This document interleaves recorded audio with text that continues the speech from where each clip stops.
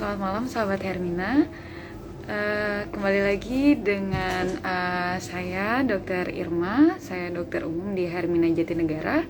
Malam hari ini saya akan memandu acara Hermina Talks kita pada malam hari ini, yang berjudul tentang janin terlilit tali pusar apakah berbahaya.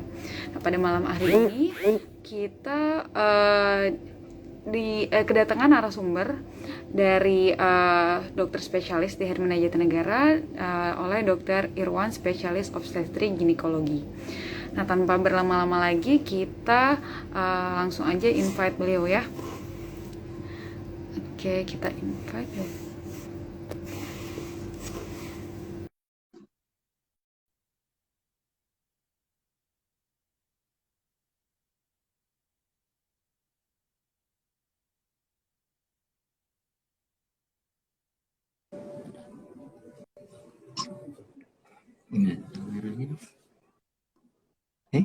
Ke belakang gitu.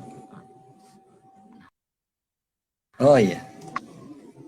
Suaranya mana? Udah phone. Halo dok. Ya, ya. Iya, halo dokter. Selamat malam dokter. Malam. Nih sorry nih, Iya saya dok. agak gaptek dikit nih. Dok, iya dok. Terima kasih ya dok. Pada malam hari ini sudah mau menjadi narasumber pada acara IG Live kita, Hermina Talks, pada malam hari ini ya dok ya. Mengganggu Oke. kesibukan prakteknya ya dok ya. Kebetulan baru aja selesai. Baru aja selesai. Oke, alhamdulillah kalau gitu pas ya dok waktunya ya dok. Mm-mm. Oke dok, kita sapa sahabat Hermina sekalian ya dok ya. Selamat malam semuanya. Saya dengan Dokter Irma ya semuanya. Ini kita kedatangan narasumber kita, Dokter Irwan, spesialis obstetri dan ginekologi. Beliau berpraktek di RS Hermina Jatinegara. Pada malam hari ini beliau akan memandu kita ya, sharing-sharing mengenai tema kita, yaitu tentang janin terlilit tali pusat. Apakah berbahaya? Nah, dok, tali pusat itu sendiri sebenarnya apa ya dok ya, dan apa fungsinya pada kehamilan dok? Oke. Jadi sebenarnya begini. Kalau fungsi tali pusat itu sendiri, ya, dia itu semacam ibaratnya kayak jembatan lah. Jembatan. Jadi jembatan yang mensuplai segala kebutuhan untuk si bayi. Karena kan si ibu nggak bisa tuh nyuapin bayi ke perut, kan nggak bisa, gitu ya. Nah, Allah sudah menciptakan mekanisme itu penyaluran dari ibu ke bayi ataupun sebaliknya.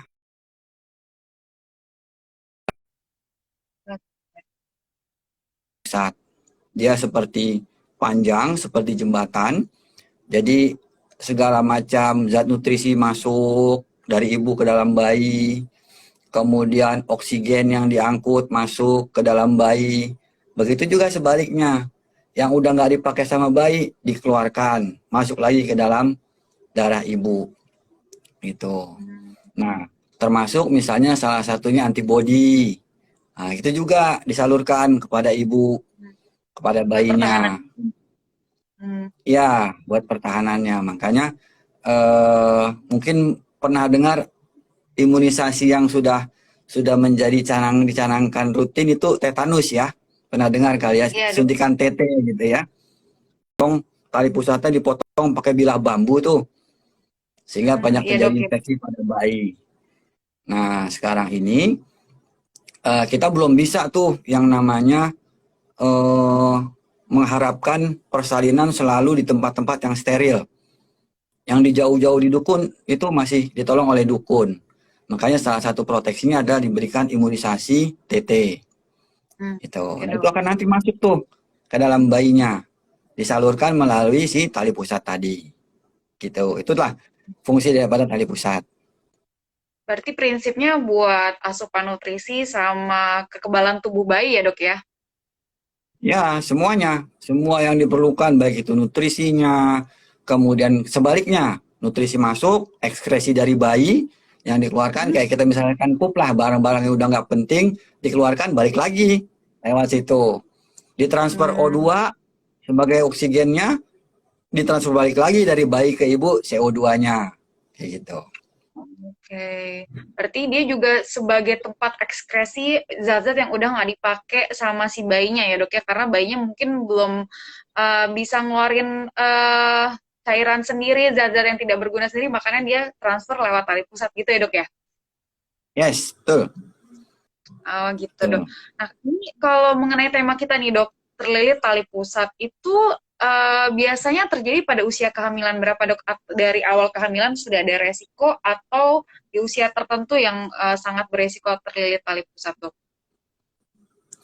Kalau soal terlilit ya, terlilit itu biasanya sih kalau semua pembentukan sudah lengkap gitu ya. Biasanya di awal-awal kehamilan emang bisa-bisa aja.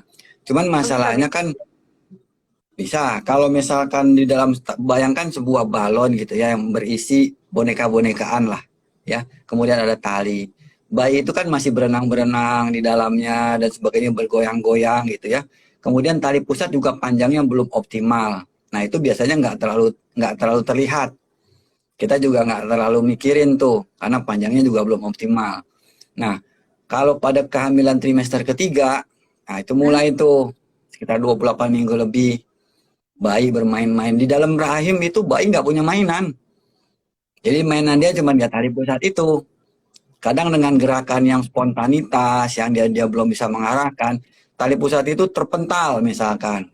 Tiba-tiba keliling kepalanya. Atau misalkan tali pusatnya mengarah ke sini. Kemudian bayi itu posisinya yang berubah. Dari kepala jadi nungging, jadi bokong. Nah ini ketarik. Nah jadi kelilit. Nah kayak gitu. Atau Hmm. sebaliknya. Dari pantat kemudian berubah menjadi kepala. Nah, itu juga bisa kelilit Oh seperti gitu itu. ya dok. Berarti Pak di usia-usia kehamilan tua ya dok ya, di mana bayinya juga sudah besar dan tali pusatnya juga panjangnya sudah mencapai panjang yang maksimum ya dok ya, sudah berkembang Ya, gitu ya dok umumnya ya. di atas 28. Umumnya di atas Iya, 28. di atas 28 minggu ya dok ya. Nah itu faktor risikonya ada nggak sih dok? Mungkin bayinya besar, pada ibu hamil yang mungkin DM jadi bayinya besar atau bagaimana dok faktor risikonya dok? Maksudnya bayi-bayi yang beresiko terlilit gitu. Iya gitu dok. Ada nggak sih dok faktor khususnya dok? Supaya kita ini buat ibu-ibu yang lagi hamil atau lagi merencanakan kehamilan ini bisa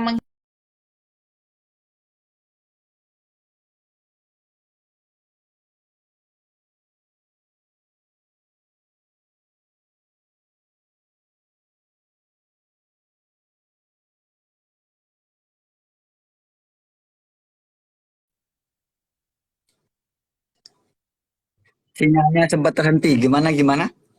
iya dok. Heeh. Iya dok, jadi faktor resikonya ada nggak dok, faktor resiko khusus nih dok, supaya mungkin bisa ada sesuatu yang kita lakukan supaya dapat menghindari faktor resiko tersebut gitu dok. Ada nggak dok? Atau itu bisa terjadi pada siapa saja gitu dok? Ya, itu sih bisa terjadi pada siapa saja memang. Mhm. Tapi biasanya eh, hal-hal seperti itu di luar kendali. Di Di luar luar kendali. kendali ya. Artinya nggak ada teknik yang bisa membuat bayi tidak terlilit. Oh gitu. Nggak ada teknik. Yang ada, yang sedang sering dilakukan adalah teknik psikologi bayi. Jadi kita mengajak ngobrol bayinya. Oh gitu dok. Karena bayi Supaya itu gimana? merespon, Hmm. merespon, merespon. Artinya kita berikan terus masukan-masukan gitu ya supaya bayi ini merespon seperti yang kita inginkan. Contohnya Misalnya dok. kita ajak ngomong aja. Misalnya gini, pas begitu diperiksa di hamil 32 minggu atau 34 minggu gitu ya, dia kelilit, kelilit Iya. tali pusat gitu. Nah, atau kita melihat arah lilitannya misalnya dari kanan ke kiri Mm-mm. gitu Mm-mm. ya. Nah, itu kita ajak ngobrol bayinya. Nah, ajak ngobrol. Nah, jadi kalau misalkan ini saya kasih contoh, misalkan kalau dia sebelah kanan gitu ya, kita suruh ke kiri, maka di sini kita ajak ngobrol. Oh gitu, Maka supaya nanti dia bayi bergerak akan gitu dok. berpindah. Oh Ya, gitu. pada prinsipnya bayi ini dia bisa dengan dua cara, mengikuti atau menghindari. Kalau Oke. dia mengikuti, ada dua hal yang dia cari. Pertama, suara. Hmm, Kedua, cahaya. Nah, ini juga cahaya. salah satu teknik yang sering saya sarankan kepada ibu-ibu yang posisi bayinya belum masuk panggul, masih posisi terlentang. Hmm, Kalau bayi posisi yang udah ready masuk panggul, itu harus tengkurap. hmm. Nah, maka di sini, di ujung sini, itu sering-sering dikasih cahaya mainan senter misalnya. Oh Atau gitu. diberikan suara bapaknya, suara kakaknya, kayak gitu. Nah, mereka bersuara. Nanti lama-kelamaan dia akan mencoba mencari tuh suara itu. Dia Hmm, akan mengikuti putarannya. Begitu juga kalau misalkan tadinya sungsang misalnya. Kepalanya di atas begini ya, ini muka ya. Ini hmm, muka di atas ini, gitu ya. Ini kan hmm. punggung nih. Iya, Maka taruhnya di sini, oke, agak ke samping. Jadi jangan langsung di bawah, oke. bertahap, bertahap. Biar dia ngikut, ngikut, ngikut. Nah, kalau ini kelilit tadinya, maka akan Hmm, kelepas tuh. Tuh, kelepas. Gitu. Nah, itu, oke. itu yang biasanya saya coba ajarkan ke pasien-pasien saya. Gitu, Karena teknik bayi itu. itu sebenarnya merespon ya dok ya, respon terhadap suara. Merespon. Oh, gitu. Nah, tadi kan ada dua ya, ada dua cara, respon mengikuti sama respon menghindar. Ya, Hindari. kalau misalkan tadi ini mengikuti pakai dua Hmm, tadi, cahaya atau suara, menghindar oke. pakai respon dingin, es Respon dingin. batu. Oh Ya, gitu. taruh es batu di sininya, di kepalanya, di tengkuknya, di daerah Oh, tengkuk. Dia akan menghindar tuh. Dia akan menghindar. Tapi hmm. biasanya merespon dingin juga kasihan ibunya kan. Kedinginan Iya. perutnya dia nanti. Kalau respon kayak gitu, dia biasanya si bayi responnya berapa lama dok terhadap apa tuh tadi cahaya, suara sama dingin itu dia responnya berapa lama dok? Eh, yang jelas begini, kalau berapa lama itu relatif, artinya nggak Berat. ada yang bisa memastikan. Cuman kesempatannya, kalau pada primi anak pertama itu bisa dicoba sampai dia sekitar maksimal 38 minggu. Oke. Selama bagian bawahnya belum masuk panggul. Contohnya sungsang tadi misalnya, ya kan? Iya. Selama dia bagian pantatnya ini belum masuk ke bawah panggul, terus aja coba, terus aja coba. Gitu. Jadi misalnya sehari misalnya bisa 4 atau 3 minimal atau 5 kali sehari. Kemudian dalam melakukannya itu bisa 5 sampai 10 menit lah, tergantung daripada ketahanan si ibunya. Dulu saya melakukan penelitian pada bayi-bayi sungsang Hmm. itu hasilnya cukup cukup bermanfaat, cukup signifikan. Jadi selama dia sebelum Masuk masuk panggul. pintu atas panggul, ya umumnya maksimal di 38 minggu. Oh, di 38 minggu masih bisa dikasih ini ya dok ya, dicoba respon bayinya ya dok ya. Ya, jadi kalau misalnya dia sudah 2 hari mencoba, sudah pindah, ya udah selesai, jangan dikerjain Oh, lagi. berarti dok kalau misalnya kita pada saat ANC dok ketemu ternyata bayinya sungsang atau terlilit tali pusat dok, itu baiknya si ibunya kita sarankan untuk monitoring bayinya mungkin lewat USG lagi atau bagaimana itu per berapa lama ya dok? Oke, Supaya lihat jadi keadaan bayi.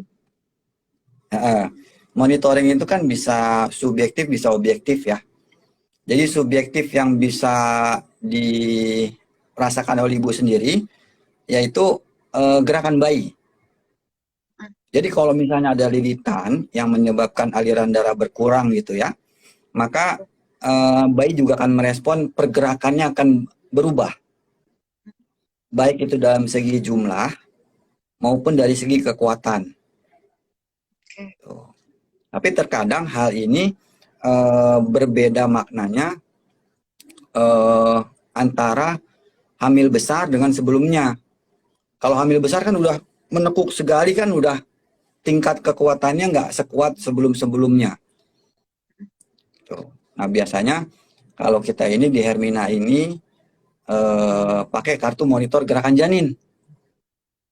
Gerakan Atau janin. kalau ibu-ibu mau juga bisa bisa di-download kok di internet itu kartu monitor gerakan janin. Jadi kita monitor dalam 10 menit berapa gerakannya. Oke.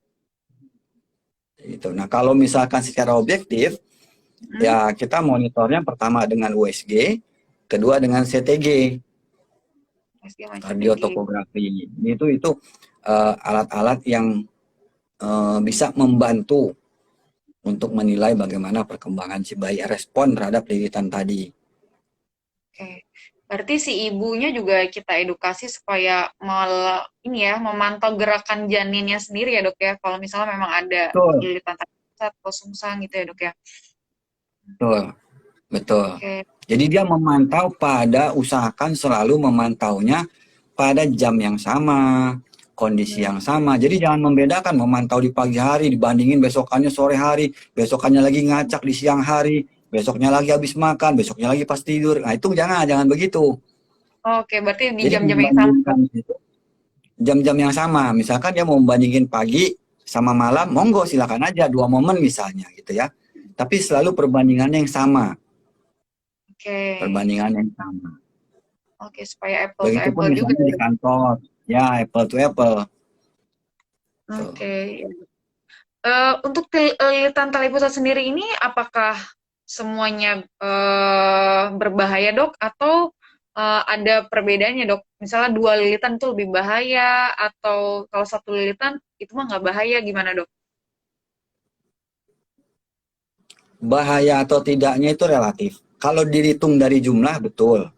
sekedar logikanya ya.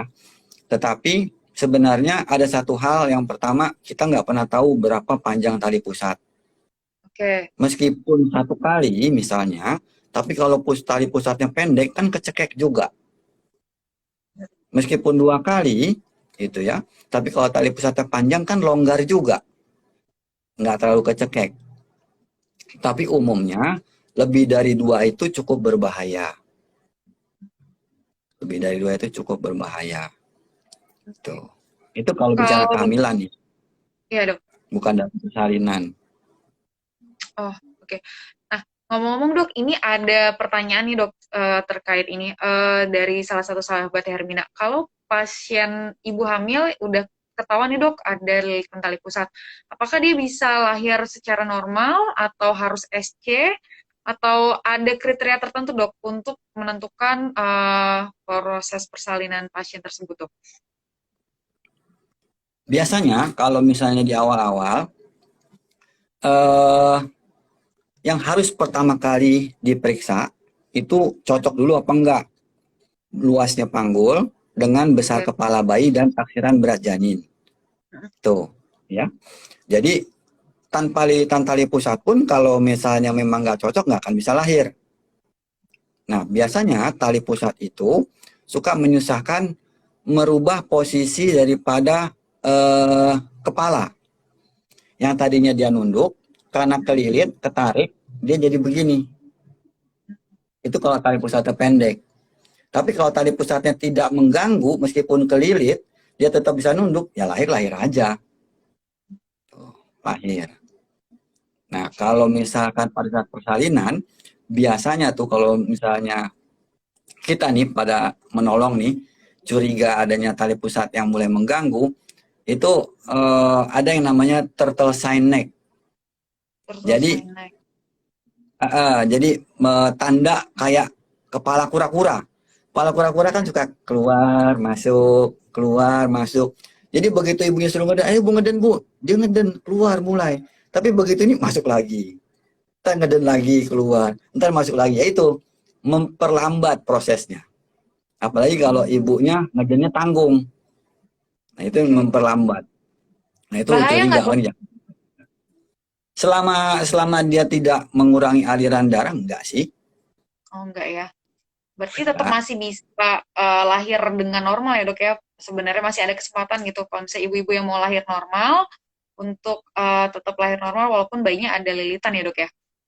Masih insya Allah bisa. Uh, Bisa ya, Dok ya. Ini juga ada salah satu pertanyaan lagi nih, Dok.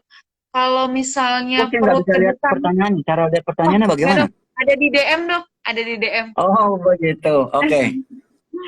Kan siapa Kalau tahu perut, gantikan saya jadi host kalau gitu kan. enggak, Dok. Ini ada apa perut kedutan itu tanda janin terlilit, Dok? Tanda janin terlilit Nah, enggak? ini, Dok. Bukan. Sama nih dok, pertanyaannya nih dok, baru muncul juga nih dari salah satu sahabat Hermina nih dok. Kalau kalau perut kedutan, apakah sama dengan kalau perut kedutan terus itu sama dengan gerakan dede bayinya dok gitu? Ya itu dok, sama dok, mirip-mirip Nah, dok, perut kedutan. biasanya gini, kalau pada ibu-ibu yang hamil muda ya, itu kan mereka belum bisa ngerasain nih mana yang namanya gerakan bayi atau kedutan istilahnya, ya. Jadi kalau kalau dilihat nih, bayangin aja ya. Ini kan tulang belakang nih, ya tulang belakang. Ya, Di belakangnya tulang belakang di baliknya itu ada arteri aorta abdominalis gitu ya. Aorta abdominalis itu yang berdenyut, dut, dut. Nah, untuk membedakannya pegang nadi aja, nadinya ibu. Kalau oke, misalnya sekiranya sama itu bukan gerakan bayi, oke, itu udah kedutan gerakan. kedutan dari aorta abdominal tadi. Hmm, Gitu. oke, oke. Nah, biasanya juga gerakan baik karena baru pertama kali hamil itu baru baru merasakan gitu ya. Ih, apa nih gitu kan. Rasa kagetnya tuh beda katanya Oh ya. gitu. Soalnya saya juga belum pernah hamil, belum pernah Berarti ngerasain juga. dibedain aja, disamain sama ini ya dok ya, nadi di tangan ibunya ya dok ya. Kalau sama berarti mungkin itu dari aorta abdominalis ibunya gitu ya dok ya. Ya, Uh, biasanya kalau hmm, hamil pertama itu dia hmm, umumnya sudah bisa mulai start merasakan gerakan janin dan hmm. mulai mulai ada gitu teratur gitu ya tiap hari terasa itu setelah 16 minggu. 16 minggu baru mulai berasa gerakannya ya dok. Ya, umumnya begitu. Oke. Dan tadi Tapi tergantung juga kedutaan si aja dok. ibunya bagaimana tipenya. Kalau dia misalkan memang artinya menganggap bahwa ya udah hamil-hamil aja gitu ya. Nggak ada rasa amazingnya, nggak ada rasa kepengen interaksi sama bayi. Dipikir kan ngapain juga kayak orang gila 16 minggu 4 bulan pegang-pegang perut ngajak ngobrol gitu kan. Nah ya udah, Hmm, sense-nya akan lambat. Sense-nya akan lambat. Bayi oke dok. itu dari umur 10 minggu udah start ada pembentukan kuping, start pembentukan organ meskipun belum sempurna. Tuh. Dan itu lebih Hmm, bagus lagi terus dirangsang baik dari diajak batinnya ngobrol gitu. maupun ya, betul. Hmm, Tuh. oke. Semakin ibunya intens, maka semakin cepat ngerasain gerakan bayinya. Hmm, Dan dia akan bisa bedain mana kedutan, mana gerakan bayi. hmm. Terus tadi dok, kalau yang jadi perut kedutan itu bukan tanda janin terlilit ya dok ya? Enggak, Bukan enggak. ya dok? Nggak ada hubungannya dok ya berarti ya dok? Enggak pernah tahu terasa tanda janin terlilit apa enggaknya. Oke, oke. Nggak pernah kelihatan kalau dari nggak diperiksa lewat USG gitu ya dok ya? Ya, yang ibu bisa Oke. ngerasain cuman itu tadi, Gerakan janinnya ya. subjektifnya, gerakan janinnya, kayak gitu. Hmm, oke dok. Ini sobat-sobat Hermina kalau misalnya masih ada mau yang bertanya tinggal ditambahkan di kolom komentar aja ya. Ini ada satu lagi nih dok. Tapi ini eh, kurang berhubungan sih sebenarnya, tapi nggak apa-apa ya dok ya. Ini pertanyaan dari salah satu sahabat Hermina nih dok. Mengenai lahiran sesar dok. Kalau anak pertama lahiran sesar, apakah anak kedua bisa normal dok dengan jarak usianya 3 tahun dok? Oke, jadi sesar itu sendiri ada dua Hmm, indikasi, ada oke dok. indikasi absolut, mutlak, ya, tanpa tawar menawar, ada indikasi relatif, indikasi Oke, sesaat-saat itu yang bisa berubah. Indikasi mutlak atau absolut adalah panggul sempit, oke, mutlak panggul ya dok ya. sempit, Nggak bisa mutlak, lewat. panggul sempit atau panggul picak. Jadi dia panggulnya nggak simetris, tinggi sebelah. Pernah riwayat tabrakan, pernah riwayat polio dan sebagainya kayak gitu tuh, itu menimbulkan panggul yang nggak simetris namanya panggul picak. Jadi permasalahan-permasalahan di dalam tulang-tulang panggul itu yang menyebabkan dia menjadikan indikasinya absolut. Oke. Jadi kalau tanya apa namanya bisa apa enggak kembali saya bertanya biasanya dulu pertama kali indikasinya apa. Dan ibu-ibu silakan aja bertanya pada dokternya, saya dioperasi karena apa? supaya bisa tahu indikasi operasinya apa. Nah, indikasi yang kedua yang relatif ini contohnya misalnya waktu pertama hamil pertama plasentanya di bawah, nutupin jalan lahir, ya kan? Nah, maka panggulnya belum pernah teruji. Dia bisa lahir lewat bawah atau tidak, karena indikasinya adalah plasenta yang nutupin. Nah, itu indikasi relatif. Atau misalkan indikasi contohnya lagi, contoh pada bayi. Timbul pecah ketuban dengan bayi yang mulai gawat janin. Nah, itu juga belum pernah masuk kan? Belum pernah mengalami persalinan gitu ya. Nah, itu juga namanya indikasi relatif. Kayak gitu. Relatif. Jadi kalau indikasi relatif biasanya kita pertimbangkan untuk vaginal birth after cesarean section. Jadi partus setelah sesar dicoba bisa. Masih bisa ya dok ya berarti. Hmm. Berarti kalau misalnya untuk pertanyaan sahabat Hermina ini sebenarnya kalau anak pertama lahiran sesar, apakah anak kedua bisa normal dengan jarak 3 tahun? Bisa ya dok ya? Bisa Ya aja ya dok ya? tergantung. Ya tergantung. Ya, kalau dia indikasi mutlak maka tidak bisa. Mau jarak setahun, 2 tahun, 3 tahun, 13 tahun nggak akan bisa juga. Karena tetap indikasinya mutlak.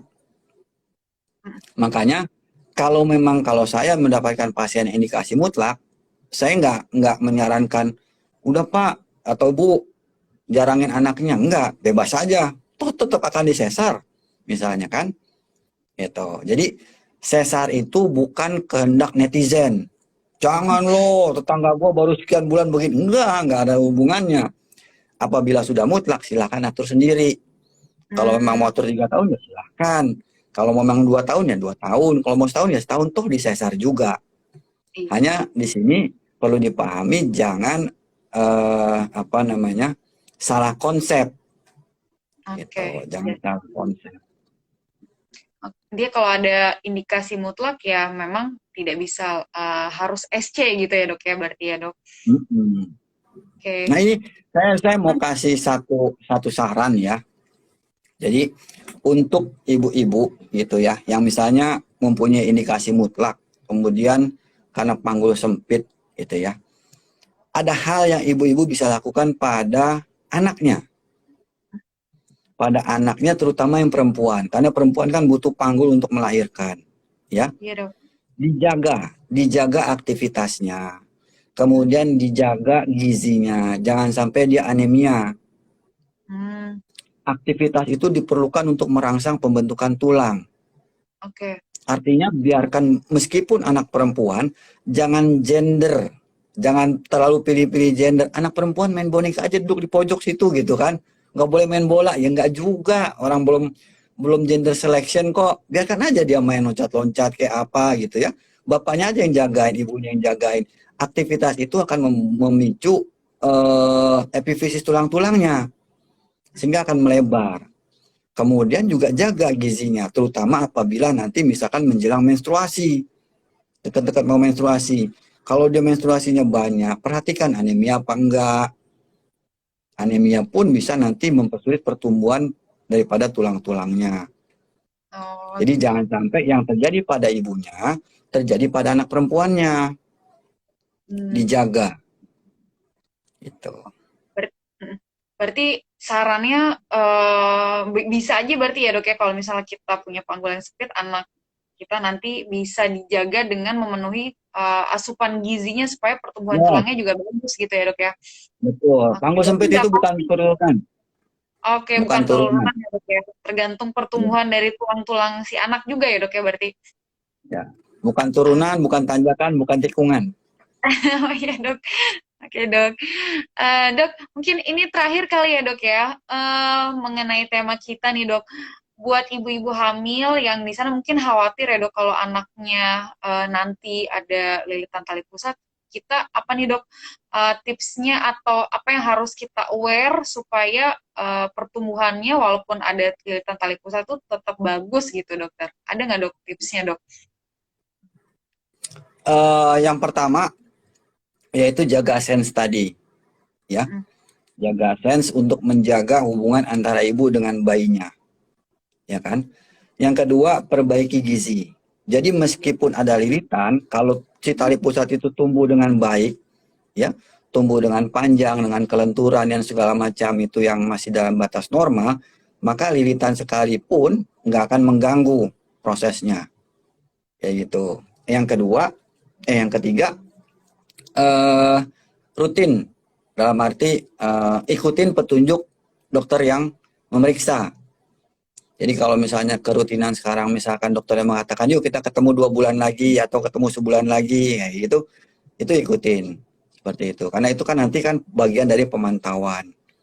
Kalaupun misalnya ibunya juga mau memberikan ide kepada dokternya, silahkan aja. Kalau saya sih, gitu. Kadang kan kita dokter itu juga kan suka lupa gitu untuk menyarankan misalkan periksa CTG atau dan sebagainya, ya gitu.